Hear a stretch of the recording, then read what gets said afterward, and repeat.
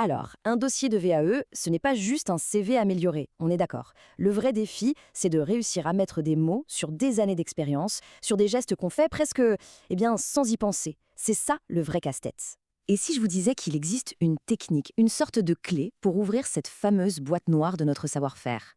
Justement, regardez cet échange. L'intervieweur demande simplement comment est cette tablette. Et la réponse, froide, un peu lisse. Le papier fait un petit bruit. On a l'impression d'y être, non?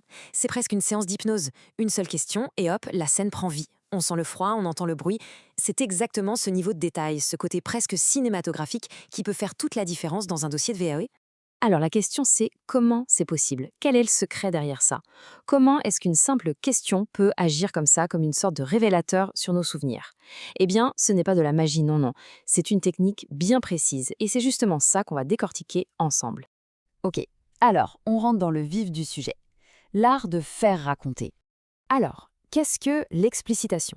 Le nom de cette technique, c'est l'entretien d'explicitation. L'idée, c'est simple. On oublie les généralités, les grands discours. Le but du jeu, c'est de faire revivre une action précise à un moment donné, comme si on y était de nouveau. Et voilà, on touche au cœur du sujet. Le but, ce n'est pas de demander ce qu'il faudrait faire en théorie, mais de décrire ce qui a réellement été fait. On cherche à faire remonter à la surface tout l'implicite. Vous savez, tous ces gestes, ces pensées, ces micro-décisions qu'on prend sur le moment sans même y réfléchir. C'est précisément là que se niche la véritable expertise. Et attention, la différence est cruciale. Ce qu'on cherche, ce n'est pas un mode d'emploi général, une sorte de recette de cuisine. Non. Ce qu'on veut, c'est le récit d'une action spécifique qui a été menée à un moment donné. En gros, on ne veut pas la théorie, on veut le film de l'action. C'est là et seulement là que le savoir-faire unique peut vraiment se révéler.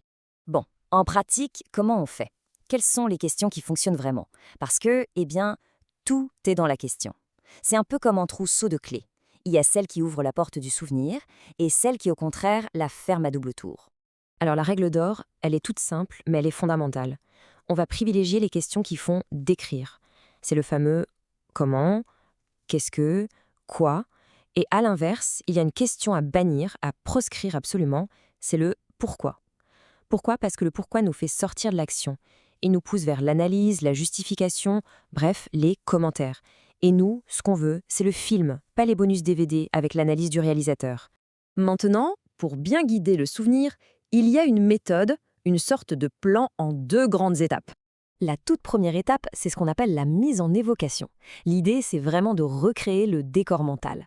On va donc à ralentir le rythme, poser des questions sur le contexte. C'était où? Il y avait quoi autour? Des bruits, des odeurs? On installe la personne dans son souvenir. Et seulement une fois qu'elle est bien replongée dans la scène, on passe à l'étape 2, le dépliage temporel. Et là, c'est tout simple, on déroule l'action chronologiquement.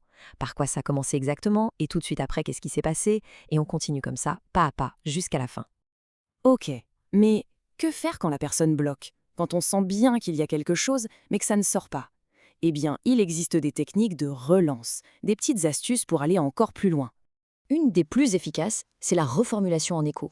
C'est d'une simplicité, mais c'est redoutable. Imaginez, le candidat dit « j'ai trouvé une solution efficace ». L'accompagnateur, lui, il se contente de répéter, sur un ton interrogatif. Efficace? Et c'est tout. C'est presque magique. Sans rien induire, ça pousse la personne à expliquer ce qu'elle entend par efficace, à donner du concret. Et là, souvent, une porte s'ouvre. Autre outil très utile, le résumé. Parfois, la description devient tellement détaillée qu'on peut s'y perdre, le candidat comme l'accompagnateur. Alors, de temps en temps, on fait une pause. Ok, alors si je résume, on en est là. Vous avez d'abord fait ça, puis ça, et ensuite. Ça permet de se recaler, de garder le fil et de repartir sur de bonnes bases.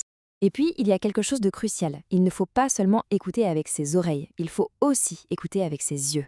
Observer les gestes. Souvent, la personne va mimer une action avec ses mains, son regard va partir au loin, le corps raconte des choses avant même que les mots ne viennent. Ces gestes-là, ce sont de véritables pépites. Une simple remarque comme « Tiens, je vois votre main qui fait ce geste, ça correspond à quoi ?» peut débloquer une partie de l'action qui était encore inconsciente. Bon, on a vu la technique, la boîte à outils, mais au final, quel est le lien avec le dossier de VAE? En quoi tout ça est la clé? Eh bien, c'est là que tout prend son sens. Tout ce travail d'exploration, ça permet de transformer une compétence qu'on pensait presque banale, un souvenir un peu flou, en une preuve concrète, détaillée, pour le dossier. C'est vraiment ça l'alchimie de la VA, transformer l'expérience vécue en compétence validée. En fait, ça permet de dépasser les simples affirmations. Au lieu de juste écrire je sais gérer des projets, on va décrire comment un projet précis a été géré, étape par étape. On met en lumière les raisonnements, les décisions prises en cours de route, les savoir-faire spécifiques qui ont été mobilisés. Bref, on ne donne pas au jury une simple déclaration, on lui donne une véritable démonstration, riche et authentique. Alors, pour conclure, je laisse avec cette question. Et si les compétences les plus importantes, celles qui font vraiment la différence, étaient justement celles qu'on n'a pas encore réussi à mettre en mots, celles qui sont encore un peu invisibles, même à nos propres yeux? Eh bien, cette technique d'explicitation, c'est peut-être justement ça, la clé pour enfin révéler tous ces trésors cachés.